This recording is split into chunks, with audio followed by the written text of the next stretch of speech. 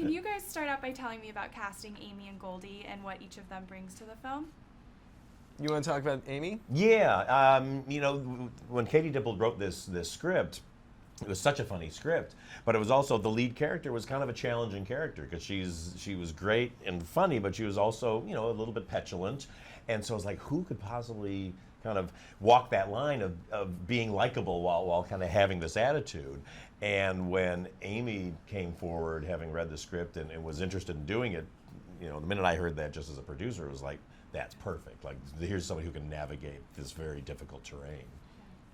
And then as far as Goldie goes, like Amy was on board when I signed on to direct the movie, and Amy was pushing for Goldie the whole time, yet I think manipulated me into thinking it was my idea in some way.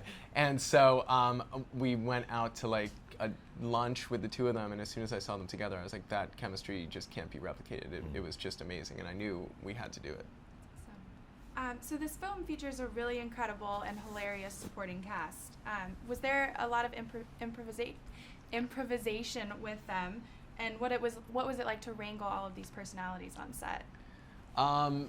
Was there a lot of improvisation? Yes. I mean, but I think the thing is, the script was so great and the characters were so richly drawn that there was fertile ground for improvisation. I never stop anyone from improvising. That's just something I learned from Seth Rogen and Evan Goldberg back on 50/50. I just let people do their thing because they're so funny that you end up getting some of the funniest jokes in the movie out of just the mind of an Ike Barinholtz or Wanda Sykes.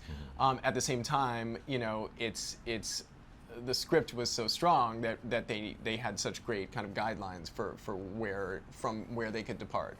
And I think as far as wrangling people, you kind of don't wrangle them. The only thing you really worry about is time. So if you see someone kind of going down a blind alley, you kind of gently push them back in the right direction. But it's not, personality-wise, it's such a great, nice group of people, and we had such a genuinely warm, fun set that it never felt like wrangling anyone. When you see directors in photos of directors, they always are standing next to the camera going like this. But if they took a real picture of a director, he's always going like this. So.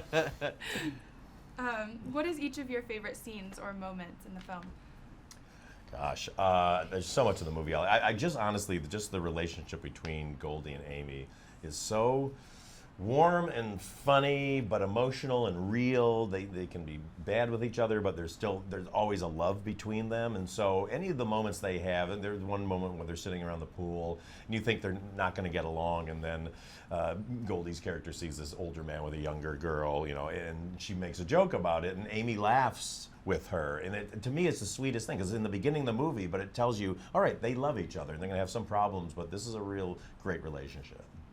I think for me, there's so many funny scenes that I could pick, but I really like the scene where kind of Goldie and Amy have their fight, and Goldie has like this big kind of dramatic monologue about what it means to be a mom.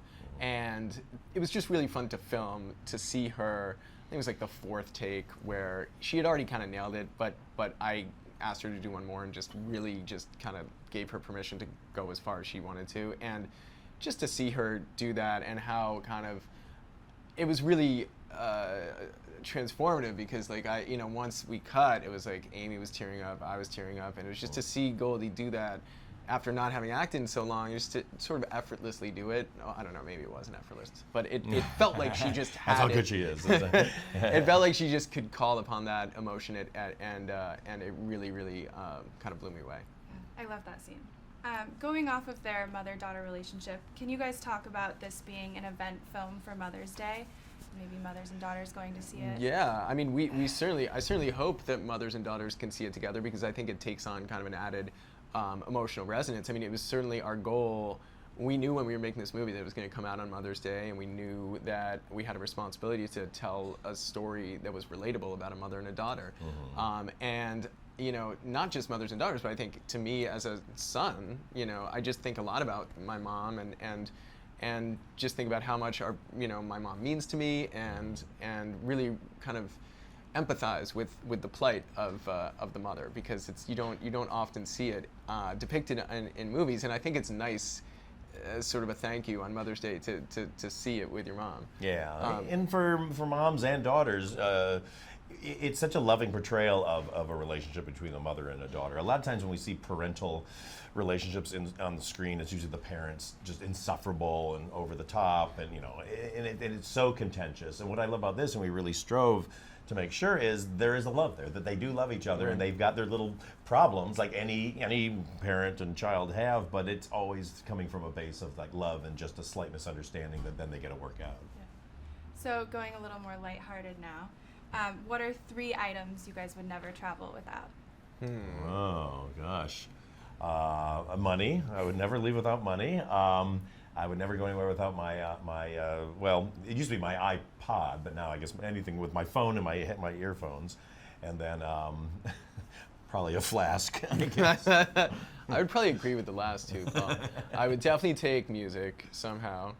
I would. Well, now I have to go. Now that I have a baby, I have to go with like a diaper bag and all this. So 3 things is not enough. But I can put a bunch of stuff in the diaper bag. It's kind of cheating, but I'll put a bunch of stuff in the diaper bag, and then I'll definitely need booze because, yeah. So some sort of. I have a different item you should take: a nanny, and then you can get rid of the first 2. All right, cool. Well. And if she bartends, then you're in better. I could get a nanny bartender. That's good. That's awesome. Okay, last question. Would you ever take your mother or father on an exotic vacation? Oh my God. Okay, well, like Define in the movie, exotic. the character, Amy's character, only takes her mom after exhausting every other option. I would probably be kind of in that vibe as well, and I'm sure that I would like. Hilarious hijinks would ensue, and I would learn a lesson and stuff like that. But there's a few people I'd probably rather go with.